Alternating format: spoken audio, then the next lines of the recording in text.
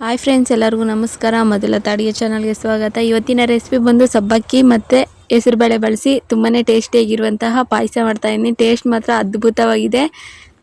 ನೀವು ಮಿಸ್ ಮಾಡದೆ ಒಂದ್ಸಲಿ ಆದರೂ ಟ್ರೈ ಮಾಡಿ. ಪೂರ್ತಿ ವಿಡಿಯೋ ನೋಡಿ, ನಿಮಗೆ ಗೊತ್ತಾಗುತ್ತೆ. ಇಷ್ಟು ಸುಲಭನ ಅಂದ್ಕೊಳ್ತೀರಾ, ಅಷ್ಟು ಟೇಸ್ಟಿಯಾಗಿರುತ್ತೆ. ಹಾಗೆ ಮಾಡೋದು ತುಂಬಾ ಸುಲಭ.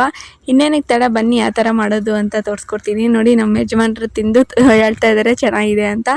ಬನ್ನಿ ಯಾವ ಥರ ಮಾಡೋದು ಅಂತ ತೋರಿಸ್ಕೊಡ್ತೀನಿ. ಮೊದಲನೇದಾಗಿ 1 ಕಪ್ ಅಷ್ಟು ಹೆಸರುಬೇಳೆ ತಗೊಂಡಿದ್ದೀನಿ, ನೋಡ್ತಾ ಇರ್ಬೋದು.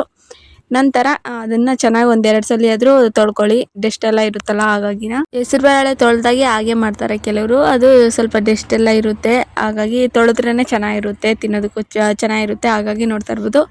ನೀರು ಹಾಕೊಂಡು ನೀಟಾಗಿ ಚೆನ್ನಾಗಿ ತೊಳ್ಕೊಳ್ಳಿ. ನಂತರ ಮತ್ತೊಂದು ಕಡೆ ಒಂದು ಗ್ಯಾಸಿನ ಮೇಲೆ ಪಾತ್ರೆ ಇಟ್ಟಿದ್ದೀನಿ. ಚೆನ್ನಾಗಿ ಕುಕ್ಕರ್ ಬಿಸಿಯಾಗಿದ್ದಾದ್ಮೇಲೆ 1-2 ಟೇಬಲ್ ಸ್ಪೂನ್ ಅಷ್ಟು ತುಪ್ಪ ಹಾಕ್ಕೊಳ್ತಾ ಇದ್ದೀನಿ. ತುಪ್ಪ ಬಿಸಿಯಾಗಿದ್ದಾದ್ಮೇಲೆ ನಾವು ಹೆಸರುಬೇಳೆ ತೊಳೆದಿಟ್ಟಿದ್ವಲ್ಲ, ಅದನ್ನು ಹಾಕ್ಕೊಳ್ತಾ ಇದ್ದೀನಿ. ನೀರೆಲ್ಲ ಕಂಪ್ಲೀಟಾಗಿ ಸೋಸಿಬಿಟ್ಟು ಹೆಸರುಬೇಳೆ ಮಾತ್ರ ಹಾಕ್ಕೊಳ್ಳಿ. ಈಗ 1-2 ನಿಮಿಷ ಉರಿತಾ ಇದ್ದೀನಿ ತುಪ್ಪದಲ್ಲಿ ಉರಿಯೋದ್ರಿಂದ ಟೇಸ್ಟ್ ಚೆನ್ನಾಗಿರುತ್ತೆ. ಹಾಗಾಗಿ ಈ ಥರ 1-2 ನಿಮಿಷ ಹಾಗೆ ಹುರ್ಕೊಳ್ಳಿ ಅಷ್ಟೇ. ಸ್ವಲ್ಪ ಕಲರ್ ಚೇಂಜ್ ಆಗುತ್ತೆ ಅದು. ನೋಡ್ತಾ ಇರ್ಬೋದು, ಈ ಥರ ಉರಿತಾ ಇದ್ದೀನಿ. ಉರಿ ಕಮ್ಮಿ ಇಟ್ಕೊಂಡೆ ಮಾಡ್ಕೋಬೇಕು. ನಂತರ ಇಷ್ಟಾಗಿದ್ದಾದಮೇಲೆ ಅದೇ ಕಪ್ಪಲ್ಲಿ 1 ಕಪ್ ಅಷ್ಟು ಸಬ್ಬಕ್ಕಿ ಹಾಕ್ಕೊಳ್ತಾ ಇದ್ದೀನಿ. ಇದು ಸಣ್ಣ ಇರುತ್ತಲ್ಲ ಸಬ್ಬಕ್ಕಿ, ಅದು ದಪ್ಪ ಸಬ್ಬಕ್ಕಿ ಬೇಕಿದ್ದರೂ ಹಾಕೋಬೋದು. ನಾನು ಈ ಥರ ಸಣ್ಣಗಿರೋ ಸಬ್ಬಕ್ಕಿ ತೊಳೆದ್ಬಿಟ್ಟು ಹಾಕ್ಕೊಳ್ತಾ ಇದ್ದೀನಿ. ನೀವು ಬೇಕಿದ್ರೆ ನೆನೆಸಿ ಬೇಕಿದ್ದರೂ ಹಾಕೋಬೋದು. ನಾನೇನು ನೆನೆಸಿಲ್ಲ, ಹಾಗೆ ಹಾಕ್ಕೊಳ್ತಾ ಇದ್ದೀನಿ. ತೊಳೆದು ಹಾಕ್ಕೊಳ್ತಾ ಇದ್ದೀನಿ. ಇಷ್ಟನ್ನು ನೀಟಾಗೆಲ್ಲ ಮಿಕ್ಸ್ ಮಾಡ್ಕೊಳ್ಳಿ. ಅದು ಅಷ್ಟೇ 1 ನಿಮಿಷ ಹಾಗೆ ಹುರ್ಕೊಳ್ಳಿ. ಈ ಸಣ್ಣ ಸಬ್ಬಕ್ಕಿ ಎಷ್ಟು ಬೇಯಿಸ್ರೂ ಅದು ಹಾಗೆ ಇರುತ್ತೆ. ಏನೋ ಅದು ಮೆತ್ತಗಾಗೋದು ಮತ್ತು ಅನ್ನ ಆಗೋದು, ಮುದ್ದೆ ಆಗೋದು ಆ ಥರ ಆಗೋದಿಲ್ಲ, ಚೆನ್ನಾಗಿರುತ್ತೆ. ಹಾಗಾಗಿ ನಾನು ಡೈರೆಕ್ಟಾಗಿ ಸಬ್ಬಕ್ಕಿ ಮತ್ತು ಹೆಸರುಬೇಳೆ ಒಂದೇದ್ರಕ್ಕೆ ಹಾಕ್ಕೊಂಡು ಬೇಯಿಸ್ಕೊಳ್ತಾ ಇದ್ದೀನಿ. ನೋಡ್ತಾ ಇರ್ಬೋದು, ಈ ಥರ ಕಲರ್ ಚೇಂಜ್ ಆಗಿದೆ. 1 ನಿಮಿಷ ಹಾಗೆ ಹುರ್ಕೊಂಡಿದ್ದೀನಿ ಅಷ್ಟೇ. ನಂತರ 1-2 ಕಪ್ ಅಷ್ಟು ಹಾಲು ಹಾಕ್ಕೊಳ್ತಾ ಇದ್ದೀನಿ. ಹಾಲು ಹಾಕ್ಕೊಂಡು ನೀಟಾಗೆಲ್ಲ ಮಿಕ್ಸ್ ಮಾಡ್ಕೊಳ್ಳಿ. 1-2 ಕಪ್ ಅಷ್ಟು ಹಾಕ್ಕೊಳ್ಳಿ, ಅಳತೆ ಕರೆಕ್ಟಾಗಿರುತ್ತೆ. ನೋಡಿ, ನೀಟಾಗೆಲ್ಲ ಮಿಕ್ಸ್ ಮಾಡಿ ಈಗ ಕುಕ್ಕರ್ ಮುಚ್ಚಳ ಮುಚ್ಚಿ 1-2 ವಿಜಿಲ್ ಆದರೆ ಸಾಕು, ಚೆನ್ನಾಗಿ ಬೆಂದಿರುತ್ತೆ. 1-2 ವಿಜಿಲ್ ಕೂಗಿಸ್ಕೊಳ್ಳಿ ಅಷ್ಟೇ, ಚೆನ್ನಾಗಿ ಬೆಂದಿರುತ್ತೆ. ಪಾಯಸ ತಿನ್ಬೇಕಾದ್ರೆ ಹೆಸರುಬೇಳೆ ಬಾಯಿಗೆ ಸಿಗ್ತಾ ಇರುತ್ತೆ, ಅವಾಗ ತುಂಬಾ ಚೆನ್ನಾಗಿರುತ್ತೆ. ಜಾಸ್ತಿ ಬೇಯಿಸ್ಕೊಳಕ್ಕೆ ಹೋಗ್ಬೇಡ್ರಿ, 1-2 ನಿಮಿಷ ಬೇಯಿಸ್ಕೊಂಡ್ರೆ ಸಾಕು. ನೋಡ್ತಾ ಇರ್ಬೋದು ಈಗ ಯಾವ ಥರ ಬೆಂದಿದೆ ಅಂತ. ಚೆನ್ನಾಗಿ ಬೆಂದಿದೆ ಫ್ರೆಂಡ್ಸ್, ಇಷ್ಟ ಆದರೆ ಸಾಕು. 1-2 ವಿಜಿಲ್ ಸಾಕು. ನೋಡ್ತಾ ಇರ್ಬೋದು, ಇಷ್ಟ ಆಗಿದೆ. ಸ್ವಲ್ಪ ದಪ್ಪ ಸಬ್ಬಕ್ಕಿ ತಗೊಂಡಂಗಾದರೆ ಫಸ್ಟು ಹೆಸರುಬೇಳೆ ಬೇಯಿಸ್ಕೊಂಡು ಆಮೇಲೆ ಸಬ್ಬಕ್ಕಿ ಬೇಯಿಸ್ಕೊಳ್ಳಿ. ಇದು ಸಣ್ಣ ಸಬ್ಬಕ್ಕಿ, ಎಷ್ಟು ಬೇಯಿಸಿದ್ರು ಏನೂ ಆಗೋದಿಲ್ಲ, ಹಾಗಾಗಿ ಹಂಗೆ ಹಾಕ್ಕೊಂಡಿದ್ದೀನಿ. ನಂತರ ಮತ್ತೊಂದು ಕಡೆ ಒಂದು ಪಾತ್ರೆ ಬಿಸಿ ಇಟ್ಟಿದ್ದೀನಿ. ಅದಕ್ಕೆ 1-2 ಟೇಬಲ್ ಸ್ಪೂನ್ ಅಷ್ಟು ತುಪ್ಪ ಚೆನ್ನಾಗಿ ಬಿಸಿಯಾಗಿದ್ದಾದ್ಮೇಲೆ ಸಣ್ಣದಾಗಿ ಕಟ್ ಮಾಡಿರುವಂಥ ಹಸಿ ಕಾಯಿ ಈ ಥರ ಕಟ್ ಮಾಡಿ ಹಾಕ್ಕೊಳ್ತಾ ಇದ್ದೀನಿ. ಈ ಥರ ಕಾಯಿ ಹಾಕೋದ್ರಿಂದ ಟೇಸ್ಟ್ ಚೆನ್ನಾಗಿರುತ್ತೆ, ತಿನ್ಬೇಕಾದ್ರೆ ಬಾಯಿಗೆ ಸಿಗ್ತಾ ಇರುತ್ತೆ.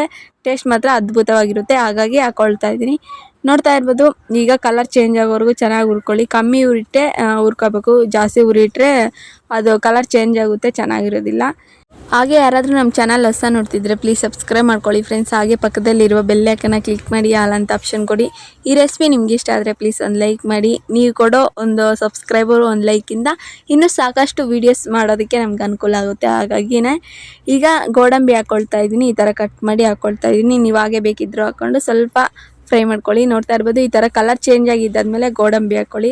ಅದು ಬೇಗ ಫ್ರೈ ಆಗುತ್ತೆ ಗೋಡಂಬಿ, ಹಾಗಾಗಿ ಕೊಬ್ಬರಿ ಕಾಯಿ ಚೆನ್ನಾಗಿ ಫ್ರೈ ಆಗಿದ್ದಾದ್ಮೇಲೆ ಗೋಡಂಬಿ ಹಾಕ್ಕೊಳ್ತಾ ಇದ್ದೀನಿ. ನಂತರ ಈಗ ಕೊನೆಯದಾಗಿ ದ್ರಾಕ್ಷಿ ಹಾಕ್ಕೊಂಡು ಅದು ಅಷ್ಟೇ ಚೆನ್ನಾಗಿ ಹುರಿತಾ ಇದ್ದೀನಿ. ಕಮ್ಮಿ ಉರಿ ಇಟ್ಕೊಂಡು ಹುರ್ಕೊಳ್ಳಿ, ಇಲ್ಲಾಂತಂದರೆ ಅದೇ ಹೇಳಿದ್ನಲ್ಲ ಕಪ್ಪಾಗುತ್ತೆ, ಚೆನ್ನಾಗಿರೋದಿಲ್ಲ ತಿನ್ನೋದಕ್ಕೆ. ಹಾಗಾಗಿನೇ ನಮ್ಮ ಮನೇಲಿ ಕರೆಂಟ್ ಹೋಗಿತ್ತು, ಹಾಗಾಗಿ ಸ್ವಲ್ಪ ಕ್ಲಾರಿಟಿ ಕಮ್ಮಿ ಇದ್ರೂ ಏನು ಬೇಜಾರು ಮಾಡ್ಕೋಬೇಡಿ. ಹೊರಗೆ ತಂದು ಗ್ಯಾಸ್ ಎಲ್ಲ ವೀಡಿಯೋ ಮಾಡ್ತಾ ಇರೋದು ನಾನು.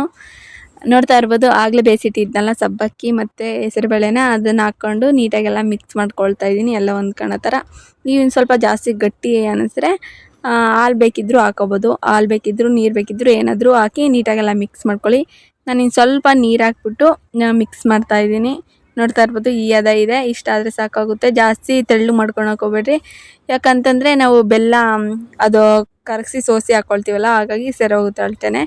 ಈಗ ಕಾಯಿ ತುರಿ ಹಾಕ್ಕೊಳ್ತಾ ಇದ್ದೀನಿ. ನೀವು ಮಿಕ್ಸಿಗೆ ಹಾಕ್ಕೊಂಡು ಕಾಯಿ ಹಾಲು ಬೇಕಿದ್ದರೂ ಹಾಕೋಬೋದು, ಹಾಗೆ ಬೇಕಿದ್ದರೂ ಹಾಕೋಬೋದು. ಕರೆಂಟ್ ಇರಲಿಲ್ಲ, ನಾನು ಹಾಗೆ ಕಾಯಿ ತುರಿದ್ಬಿಟ್ಟು ಹಾಕ್ಕೊಳ್ತಾ ಇದ್ದೀನಿ. ಟೇಸ್ಟ್ ಚೆನ್ನಾಗಿರುತ್ತೆ, ಹಾಗೆ ಹಾಕೋದ್ರಿಂದ ಬೈಕ್ ಸಿಗುತ್ತೆ, ತುಂಬಾ ಚೆನ್ನಾಗಿರುತ್ತೆ.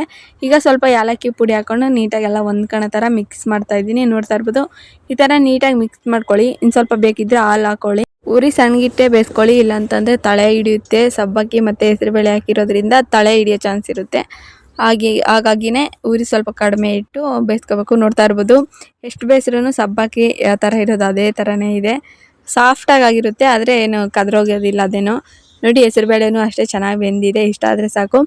ಈಗ 1-2 ಟೇಬಲ್ ಸ್ಪೂನ್ ಅಷ್ಟು ಹಾಲಿನ ಪುಡಿ ಹಾಕ್ಕೊಳ್ತಾ ಇದ್ದೀನಿ.